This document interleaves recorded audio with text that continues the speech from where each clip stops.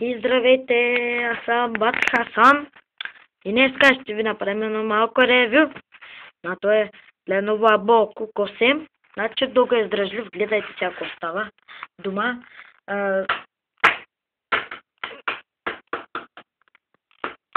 Виждате, нищо му няма, по стъклото малко да ударим. Нещо му няма. Жив и здрав е. Ето вижте, по стъклото ще удряме сега. Нищо му няма. Значи е жив и здрав тоба.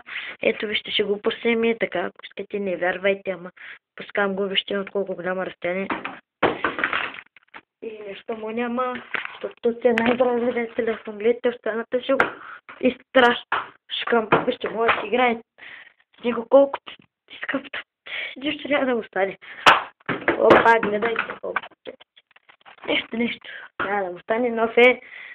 Така е ново е. Значи най-новия Lenovo Abo Q8, виждате на земята, добурканите и така.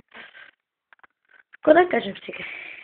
Най-здравия телефон. Да видим къде да го тръщна сега. Тук ли да го тръщна?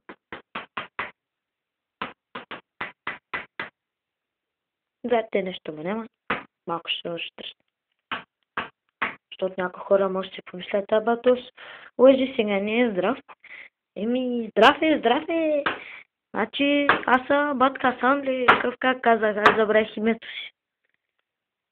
Ето, виждате, нищо му няма. Малко ще го подраскаме, пак нещо няма да му има. И, те виждате, сега ще видите камерата ми, те върти утре качеството и ето ще удрям. Нещо няма да му стане.